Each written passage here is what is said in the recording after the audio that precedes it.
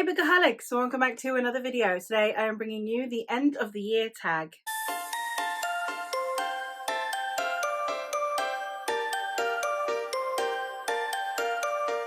The end of the year book tag is one that I do every year, and it's just to wrap up the last few months of the year, all of the plans that I have and things that I want to get to, things that I have read, etc. So let's get into the tag. The first question is a book that you have started and need to finish. I don't really have any at the moment. I don't have any ongoing books. They're either books that I have DNF'd or books that I have started and will be finishing very soon. So this one seems like a bit of a redundant question for me because I don't normally leave books ongoing for prolonged periods of time. I either haven't gotten to them, have DNF'd them, or I'm reading them currently. Question 2 is an autumnal book that will help you transition into the end of the year. For me, it is a new purchase, and that is The House with Good Bones by T. Kingfisher. I love reading T. Kingfisher, and it's been a hot minute since I've read one of her horror books, so I decided to pick one up for the Halloweeny season, and I am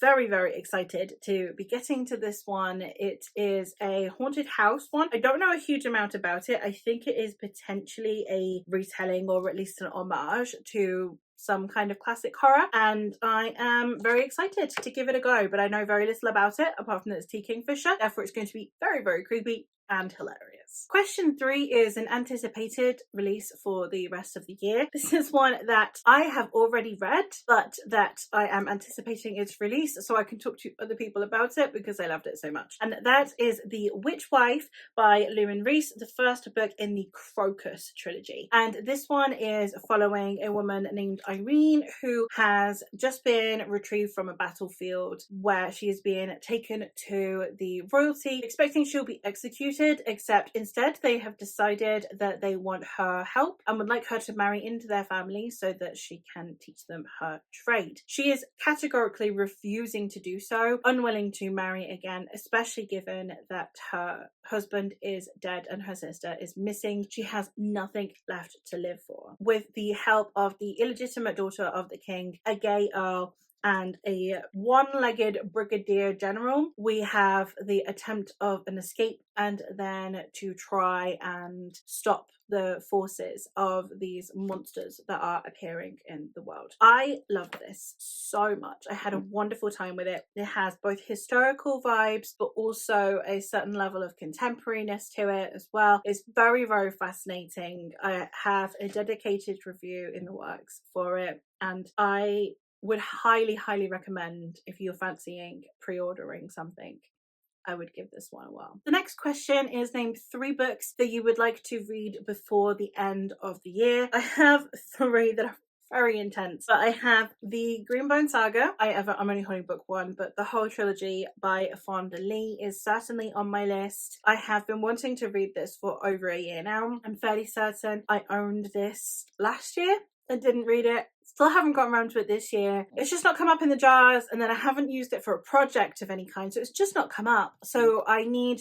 to prioritize this one, hopefully within the next 3 months, so that I can finally join that hype train. One that I want to start, I'm not sure I will get to finishing the whole series this year, but one that I would like to at least start is The Way of Kings by Brandon Sanderson. This is on my October TBR in the sense of books that I am prioritizing. Whether or not it comes up on Buckley is a whole other thing, but I at least would like to start it and maybe have read parts 1 and 2 of this before continuing on in the Cosmere. So yes, by the end of the year I would like to have read both parts of Way of Kings. And the last one that I have is another one that has been haunting my shelves for far too long, and that is The Legacy of the Brightwash by Crystal Matar. I have literally been in a live show with Crystal Matar where I have chatted to her. She's a hilariously fabulous human being, and I expect a lot from this book, and I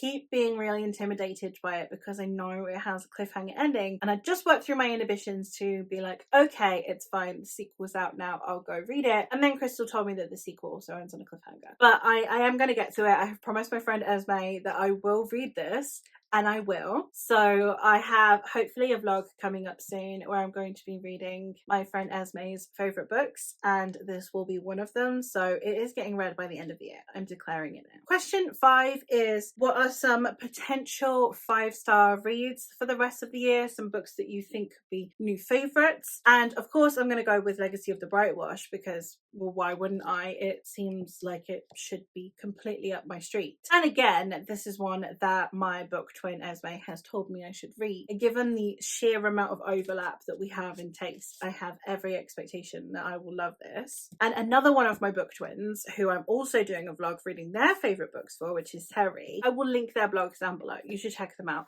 They're fabulous human beings. And Terry has told me that I need to read this one, which is Blood Song by Anthony Ryan. And again, he loves this book and it's like a 5-star read for him. We also have a considerable amount of taste overlap, so I am hoping that I will love this one as well. So 2 friend recommendations going in the 5 stars. No pressure, guys, just saying. And the final question, which is question 6, is what are your reading plans for the following year? Have you started making plans? I always make plans. My plans are always at the bare minimum 6 months ahead. I have some vlog ideas that I would like to get to. I have some series vlog ideas. I have, hopefully, if the Terry vlog and the Esme vlog do well, I would like to maybe get some more friends involved, read some of their favorites. That could be a lot of fun. I have the idea of reading some of my childhood favorite books that have since had new additions to the series. So we have the Inheritance Cycle, the Inkwell series, and the Old Kingdom series off the top of my head. I'd like to read those, continuing on with some of my sequels to some self-pub books that I've read and really loved and just haven't gotten around to the sequels, etc. So I have quite a lot of plans, a lot of things that I'm going to put in place. So yeah, I'm really enjoying making those plans because it's like content and reading all together. So lots and lots of planning. So hopefully you'll stick around and